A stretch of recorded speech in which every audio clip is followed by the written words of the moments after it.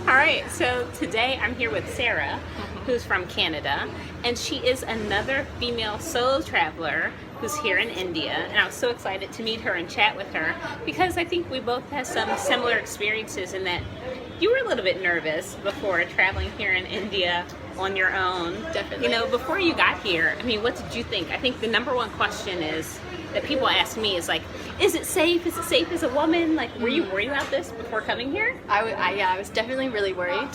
I think I put off India for so long in my travels because I was so afraid. I heard of like acid attacks, and you know, if you looked a man in the eyes, he would grope you. Complete like bullshit. I don't know if we bull crap. Bull crap. Yeah, so very scared. And when you get here, I mean, right, so I'm not saying that gropings have never happened in India, and, you know, bad things can't happen, but she's from Canada, I'm from the US, things happen there as well. But so what has your experience actually been like traveling on your own? Because I think for a little while you were actually traveling with a friend, but you told me that you actually prefer traveling alone and think maybe it's a little bit easier, safer, better. Definitely. When I was with my friend, I found that she was another girl, and I found that we were targeted much more. People would harass us, and young boys would come up and like try to take really aggressive selfies with us. But as a solo traveler, I find that people are more there to help, and I almost feel safer. Yeah, I felt that too. Like as a solo traveler, I feel like people are very protective of me. Definitely. I haven't had the experience of traveling with a friend, let alone another female.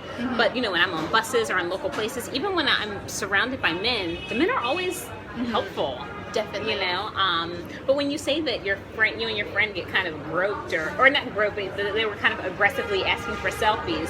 I guess what was that like? Did you ever feel unsafe, or was it just too much attention? I only one time did I feel unsafe. That's just because we were in an isolated area. But I think that whenever you're in India and whenever there is Indian people around, someone will always be there to help you if you just make enough of a scene. And I know with tuk-tuk drivers, I've had like a couple strange ones who are like, oh, like sex, like what's your room number? But as long as you stop them and you're like, you cannot do that, and you get super aggressive, I think they back off, and the Indians around you will be like, oh, like don't hurt her. Right. So when she says how the tuk-tuk driver, the rickshaw driver maybe mentioned sex, so there is this idea in India, for sure, that is very dominant, that is that Westerners, in particular Western women, like a good time, and a good time is defined as drinking and having sex. So when you come here, it's certainly good to be aware that this is in people's minds, but at the same time, I feel like people in general are relatively kind and even a little bit passive. So I haven't had too many crazy incidents with this. But so you still felt safe, even though your rickshaw driver was kind of maybe offering you sex? Definitely, yeah. I don't know what he definitely wanted something from me, but yeah, I felt safe. Just because in India, I think it's also it's hard to find a place where there isn't Indians around. So there's always people to help you. That is the one thing I noticed about India. It sounds like obvious and it's weird to say, but like, you know, India is really full of Indians, you know?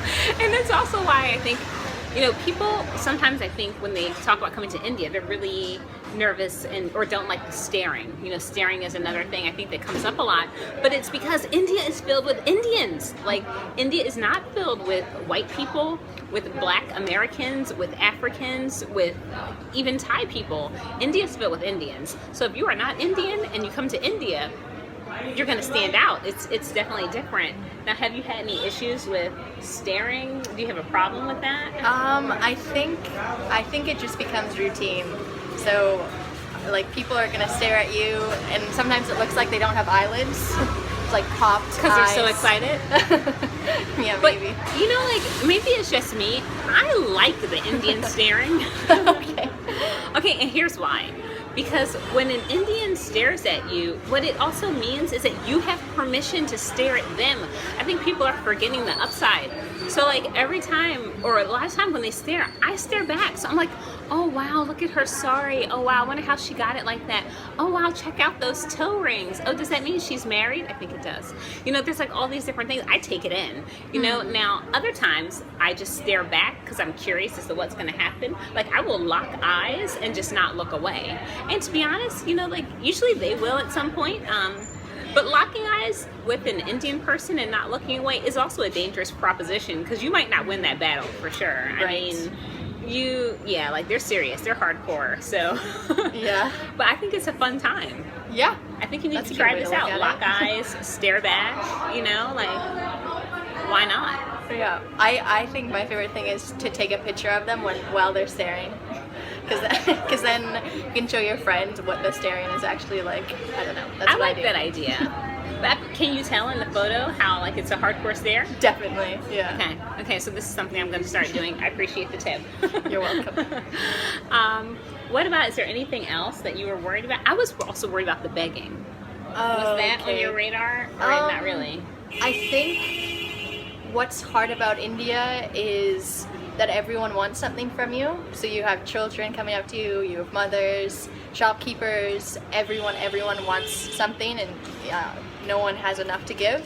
So I was told that before I come to India, or after, I haven't done it yet, to donate to an organization that is trustworthy, so then it can kind of relieve the burden of your Of the guilt. Yeah, of the guilt. So you can walk by people on the street and feel good knowing that, you know. You did help. You did and help. you did know, if you do your research right, where that money went. Yeah. Although sometimes I think if you have a conversation with someone, they're really, really great, sometimes it's okay to give. I think it's okay to give to. I mean, I don't actually give to beggars on the street. I'll give food. I'll give stuff like that. But as far as money, because begging is a real industry here. Like people are professional beggars. Some people kidnap children and do all sorts of crazy things to make them beggars. Like I don't really want to support that industry. Right. And I know I don't have enough of an eye to know a professional beggar versus someone who's really in need. Right. So because I don't, I'll just give food. Right. You know, and that's where I draw the line with things like that. But Definitely. yeah, like I feel like India is so much more chill than I expected. You know, like I was so nervous about coming here for the first time. I mean, obviously not nervous enough that I didn't come, but I was still wondering and worried about if I'd be able to handle it. Yeah. But I feel like it's not at all that Not- serious. Definitely not. Yeah, I feel for the most part, all days are usually very safe. Do you have any last tips for people who might want to come, or any advice? My advice is come. Yeah. Be smart about it. Don't be ridiculous. Because by the way, one thing about India, kind of like what you were touching on earlier about how everyone wants something from you, it's true. So when you are in India, if you really can't say no to anyone, if you can't sort of define your own space and hold boundaries for yourself, don't come, actually. Right. Don't come. Work on that in your personal life first and then come. But if you want to work on that in your life, or if you can define boundaries, if you can say, no thank you, I think India's a great place. And also another thing I want to add is that you don't have to be mean about it. Because I do meet a lot of tourists who like, you know, a rickshaw driver. It's just a rickshaw driver asking them if they want to go somewhere, and people are like, no. Right, yeah. Yeah. Oh my I totally God. get that. Like they're so intense and mean, or they just ignore people. Yeah. Which I don't think is appropriate either, and it's not necessary. But it's like, we can say no and just say, no thank you, no, not interested, don't want your scam, don't want the rickshaw, or whatever the case may be. We can say no to whatever we want, and it's fine. But so you do need to be able to say no, Definitely. clearly, if you're Definitely. coming to India. But aside from that, I feel like Yeah, it's pretty great. Yeah, I think as long as the thing that I had trouble with in India was I was really aggressive because I was a little bit afraid, so I was always on guard, saying no, maybe a little bit rudely. But then as soon as I loosened up and became like still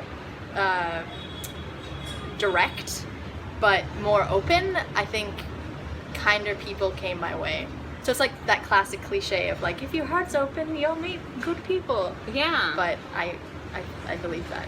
I believe that too, honestly. I think if you come here feeling good, open, expecting the best, you know, I think you'll get it. If you do come here expecting the worst, expecting scams and problems, you'll probably find them. I completely agree. Completely agree. So that's it. Here you go. 2 female solo travelers going through India, loving it, having a good time, you know. So that's it. So if you're thinking about coming to India, we recommend it. And if you have any questions, you can leave them in the comments, and one of us, I'll certainly get back. Maybe you'll look as well, take a peek. Yeah. And stay tuned. There's more to come. Bye-bye.